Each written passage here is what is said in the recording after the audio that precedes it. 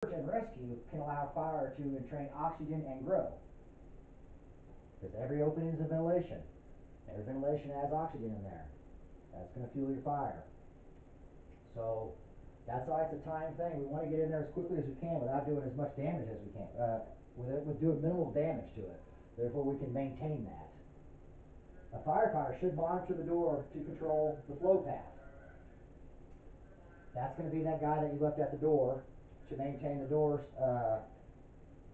entry and egress. He's also going to be the guy that's sitting there with the extra tools and the hose line, while you're making that entry. You're going to keep the door closed unless tactics require it open.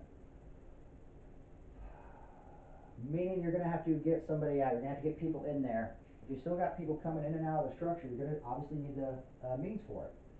If you're at a point in the operation where you can get that door closed and maintain the environment on the inside to keep it where it's all kosher, and you don't want to add anything to it, then you're doing good on that. Breaking door glass. I know we said earlier you want to do as little damage as possible, and you always want to be able to maintain that opening. There's not a lot of maintaining in a window once you bust it out. And it may be difficult and costly to break glass. Some glass you can't replace that small pane. Some of it's double pane, triple pane, tempered. Some of the windows next to the doors are more expensive than the doors themselves. So where it may be easier to just bust that window next to the door, stick your hand in and unlock it and have full means of opening and maintaining that doorway, can be 10 times more costly than just prying that door. So be aware of what you're going into there. Ordinary glass shatters into sharp fragments. Tempered glass, like cobwebs out, and makes it a little easier for you. If breaking a glass in a burning building, wear SCBA and have a charge hose line ready. That's going to be the same as we mentioned earlier when you're going through the doorway. When you're using a tool in a gas-powered tool or electric tool in a not very well ventilated area, or something that may have flammable gases in it, you're going to have another extinguisher or a guy with a hose line ready for you just in case. Big part of our job is what if and just in case. Glass is a barrier to ventilation. Heat itself can take care of that glass. The rapid change from hot to cold from your suppression stream can break that glass. Once that glass is broken, it's a ventilated opening for the remainder of the operation. Meaning you're not going to be able to piece that together. You might be able to put something in front of that, a piece of wood, a piece of furniture or something to block that. But it's an opening. It's a ventilation. As soon as you break that, you're feeding that fire each time. Take that into consideration each time you decide to go through, your IC decides for you to go through a window or a piece of glass as opposed to a door.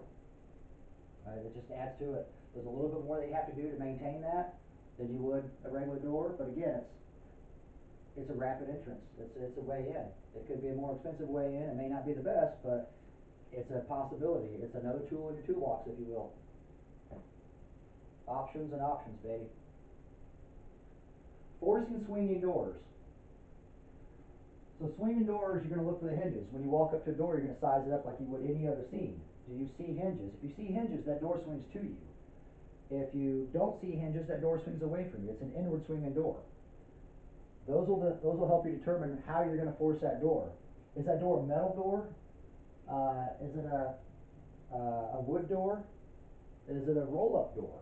Is it a glass door? You're going to size all those up as you're coming to the door. Again, pre-incident planning, you already know. You should have a general idea of what those doors are in that structure due to pre-incident planning, and have a game plan already made of how you force entry if a situation was to arise in that structure. Inward swinging doors.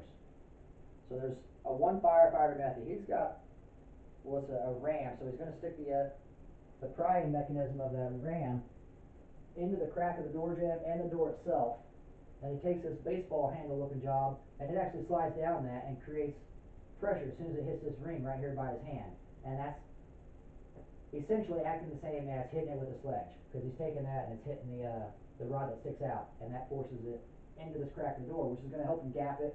Then he'll use his mechanical advantage to actually pry the door itself. While you're doing that, you might learn different techniques like putting your foot against it or your weight against it to help create that initial gap to get started in. There's different techniques, and practice. After we get done with our test, we're going to go out and play with a few doors, and you guys will get to do some hands-on with that. Two firefighter method. So you see one has got his forks of his Halligan into the jamb of the door itself. What he's going to do is he's going to try to breach around the actual jamb part to be between the jamb and the door itself. He's got his partner over here away from him. He's got the adze poked back like that and the pipe down. So the adze poked back like that is actually protecting the guy's arm in case your striker misses, and your striker's striking on command. You hold the Halligan are going to be the one telling him to strike. You're going to be the one telling him to stop, and you're going to be the one you're the one in control. He's just doing as you command to get it in there. You're the one that's angling this, positioning that. All he's doing is putting the force in there. And then once you get it into where you go, and you feel like you pass that jam and you're able to actually get it, that's when you start making your movements to start prying it.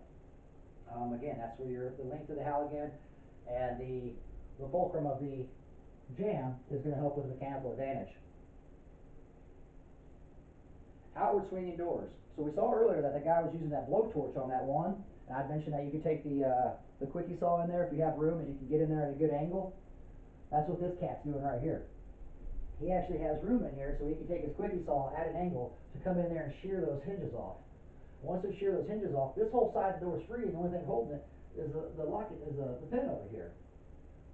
On a wooden door, you can go up there with the hooks of your Halligan. They suggest that you hit it with the striking part of your flathead axe or a pig or a sledgehammer. What you're doing there is, once you hit the top of those hinges, the top two hinges, you're going to hit those down, and then the bottom two hinges you're going to hit downwards, and the top one you're going to hit upwards. Those hinges are only into the frame by like a quarter to like a half inch, 3/8 to a half inch screw. It's a tiny little screw. When you hit that hinge on there, you're loosening up those screws, and you're weakening the hole that those screws have made, and they're kind of wobbly on their own. That makes it so much easier when you put the forks of your Halligan in there to actually just pull those completely out. As you can see, they busted out the trim. You can see he's got that piece of hinge right there still attached to his Halligan, and all this debris from the door because he's splintered it. He's busted it off. That's freed that entire side of the door.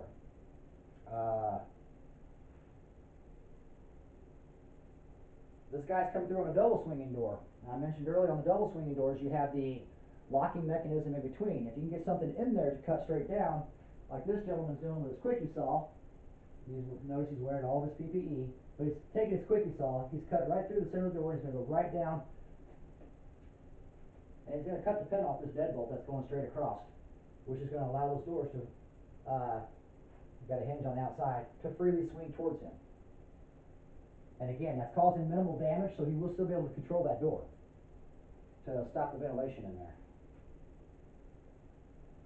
Doors or drop bars, I mentioned those earlier, drop bars and panic bars. A lot of times on the drop bars, you'll see, you may not notice that there's a drop bar in there because they probably have the two angle pieces that will hold the actual drop bar mounted to the outside of the framing on the door on the inside, and then just a bar or 2x4 or something going straight across so the door can't open. You may not see that. You may have to use a ram bar or Halligan to spread the space between the doors to insert a tool and actually jimmy that thing up, lift that bar out of the way, and it'll just drop down to the ground, and then you'll be able to make your entry in that way. You may have to use a rotary saw to cut the exposed bolt heads holding the stirrups on the outside of the door. What you'll see there is you'll see 4 bolt heads, and that's going to tell you that if they're close together, it's going to be a panic bar. If they're a little bit farther apart and they're wider out on the door, it's going to be a drop bar. A lot of times you can just shear those heads off and push the bolts in.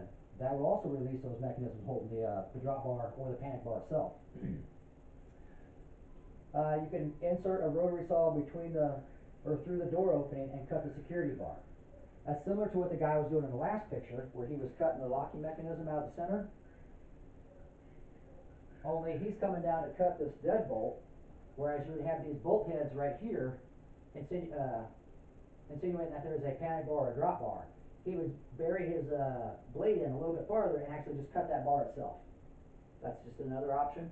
There's plenty of ways to get in and out of the door. Our tools are not the only things we have. We also have our brains. We can also think about different ways to use them. Our tools are the handiest things that we have next to ourselves. Without ourselves, our tools are junk. This guy has no idea.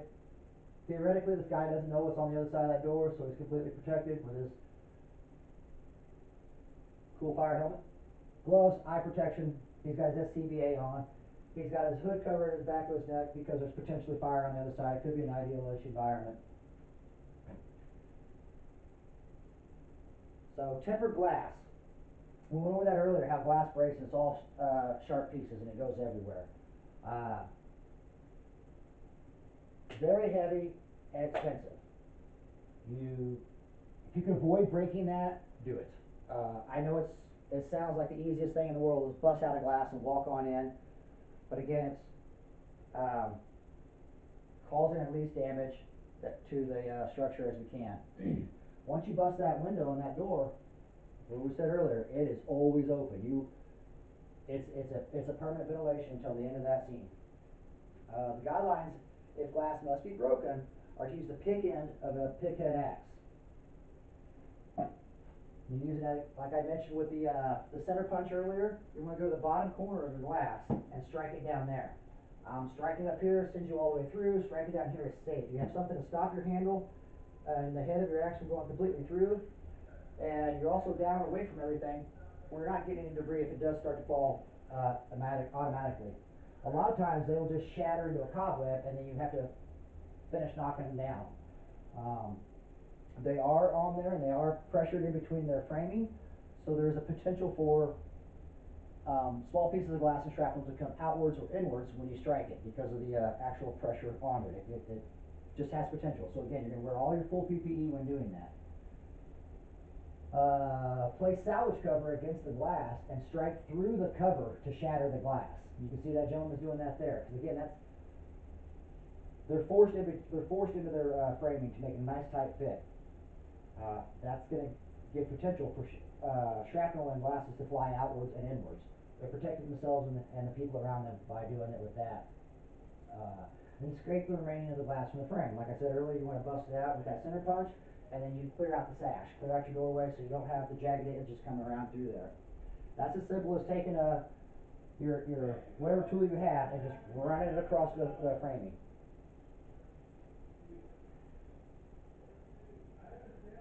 Note, if you want to avoid breaking the glass, you can also use the through the lock method to open the tempered plate glass doors. Through the lock method is going to be with tools like our fancy K tool here. We have K tools, we have A tools, we have shove knives, we have lock picking sets. There's other ways to go through a lock. There are plenty of ways to go through a lock and, oh, how am I looking for this? Save the expensive tempered glass. Again, you really only want to break that as a last resort. It's expensive, it makes a giant mess, it leaves dangers all over the area, and you are not going to be able to secure that window without like screwing plywood to it after the scenario is done, after the scene is completed. So it's ventilation the entire time you're working that scene then. Review question. What methods can be used to force swinging doors? We can take the hinges off. Nobody? Come on, dudes. We only got a few more slides left, man. We can do this. So you can go through the lock. You can cut the mechanism itself. You can pry the door. You can pull the hinges.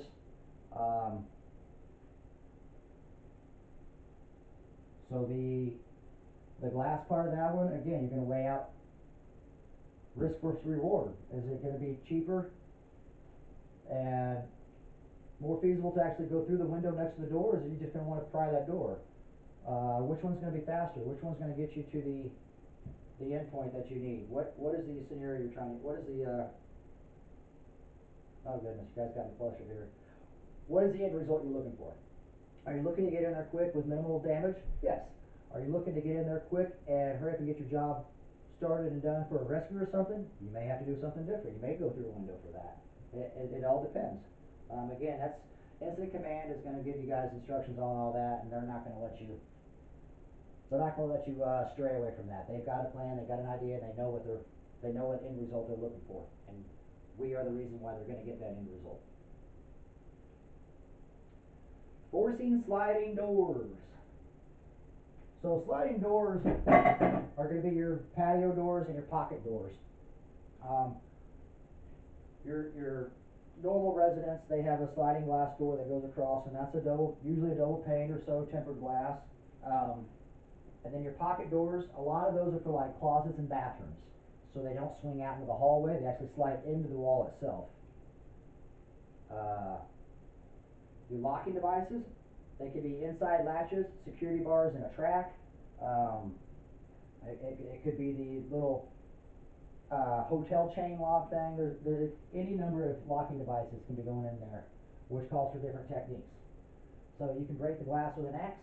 You can lift the sliding panel out of its track on a, like say residential windows and such. The storm window, you can get out of that. You can also pull the little weather stripping around the screen so you don't damage the screen. You get in there, if that glass is unlocked, the window's unlocked, you just kind of shimmy it up or shimmy it out of the track if it is locked. Attempting to spread the door from the frame will result in the door shattering. So you're not prying glass doors. When you're prying something, you're using that jamb, like I said earlier, as a fulcrum. And glass doesn't bend as well as, say, wood can flex and metal can flex. It's just going to crack and shatter.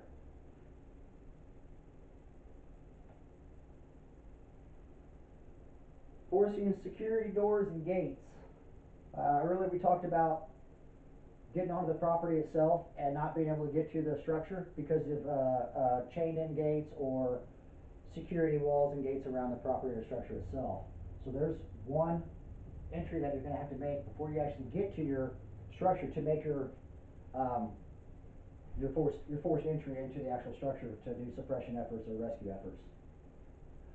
So roll-up doors, doors with open steel bars, and doors with multiple slats that close to form a solid panel. So the multiple slats and roll-up doors are real similar because once they're down, everything's flattened to the point where it makes a solid barrier. Doors with open steel bars, those are going to be like basically a gate stopping your opening, like at the mall. When the mall closes, they drop those gates down over the entire front windowed area and the door area of the store. That's going to be similar to a doors with open steel bars. And they're in a commercial structure like that, they're going to be a lot thicker and a lot more sturdy than a simple drop thing to keep thieves out of the store. They're going to be a lot more heavier metals and larger actual bars and doors. And the techniques for them, you cut the padlock, you cut the opening near the lock around it, and you can cut out a section of the door. So, like on a garage door, roll-up windows or roll-up doors, we'll take our quickie saw or something, and there's different methods. You can cut the TP out of it, which is just a giant triangle, so people come in and out. I personally prefer the door method, where you cut it all the way across and you pull it all out, and you expose the entire opening. Once you do that, you're going to want to pull out all your extra door pieces out of the way, because those are just trip hazards, and that goes again with working in a clean area, a better environment, safer environment.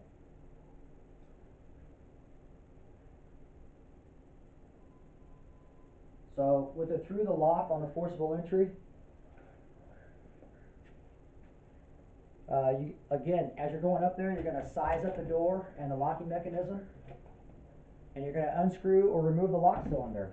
That can be as easy as putting a pair of channel locks on there and unscrewing it, or it could be using, like I showed you earlier here, a K-tool. This K-tool you're going to slide down over the lock itself, tap it down, and then you're going to take a pry bar of some sort, and you're going to stick it in there, and you're actually just going to pop the front of that lock off.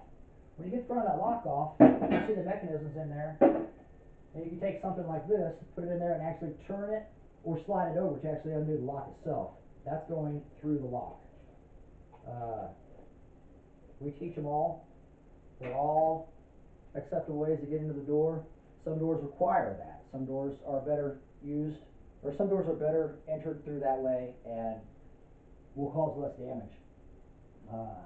Insert key to open the lock. Again, that's going to be a shove knife. It's going to be one of these deals to get in there. A screwdriver even. Something along those lines that you can actually get in there and force that mechanism over or get it to turn. K-tool. Just had her out right here. I'm going to go out on a limb and say it's called the K-tool because the opening is shaped like a K. Again, you can see how they've slid it over the lock itself. They've tapped it down to get it nice and good firm on there. He's tapping it down to lock it down over here. Full SCBA, eye, hand, hearing, protection. And now he's got the azabus Halligan in there, and he's going to actually pull the head of that bolt off.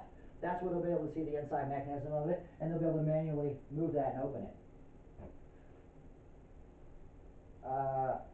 The A-tool. So the A-tool reminds me a lot of the officer's tool that we showed up earlier. We had the bars. So he's going to stick that down behind the forks of the A-tool, down behind that. He's going to hammer it in, and it actually pops the front of the padlock off, or the bolt off, so you can actually get in there again. Use a tool, a screwdriver, shove knife of some sort to manually move that mechanism over or get it to turn to unlock the lock. That also is a cheap fix. You know, $10 lock, $200 door, $200 worth of framing. You've done it right. The J-tool. I mentioned earlier that you're going to occasionally have a drop bar or a panic bar, and you'll have to get a gap in the door to actually stick something in there and remove that, or to make the pad bar. That's where your J-tool comes in handy. You see here they're using it on a push bars, like say leaving a school or a commercial building like that. So they've made a gap between the framing and here, enough to get this thin, rigid piece of metal in there, and they're going to stick it through there, turn it so it hits that panic bar, and then they pull that, which actually pulls the panic bar, releasing the mechanism in here and opening the door. Zero damage done. With training, that can be done in no time at all. So that's a potentially fast and super cheap way of getting inside of the building and not causing any damage. Leaving that door in full tap like that lets you be able to close it and open it at will to maintain egress and entrance, and of course stop your ventilation from being any worse.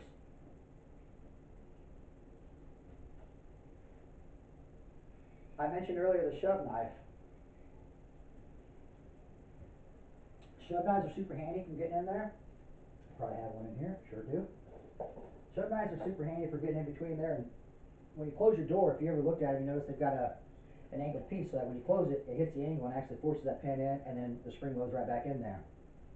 So if you picture that angled piece, you slide your shove knife through the door, and what he's going to do is he's going to reach behind that with his hook, grab that angled piece, and actually pull, which is going to force that angled piece in there in the same manner that it would be when that angled pin hits the jam itself and forces it in there. You're doing the same thing. Once you get it down in there, you should be able to just open the door right up, zero damage done, full operational door after that, can still be maintained. Padlocks. Forcing the padlocks. So, breaking the hasp is as simple as, like you see this guy in there, he's coming up to what appears to be a wood frame, wood door. So there's going to be some small wood screws going in there. 9 times out of 10, they didn't put 2.5-inch deck screws in there to make it dang near impossible to get in. They probably got the manufacturer screws on there, like I said, are 3/8 to a 1/2 inch long, and that's it. So he's just going to pop that entire hasp off of the lock, off the framing of the door, and the door's going to be wide open. Another way through there would be what? Yep, cut that lock off. Just cut the lock itself, and now you still have your locking mechanism, you still have a full operational door, and you still have means of controlling it. You still have means of controlling it with the broken hasp, but another tool in the toolbox. So, here's some forcing the padlock tools. Here, let me see that. Yeah. So here's some forcing the padlock tools.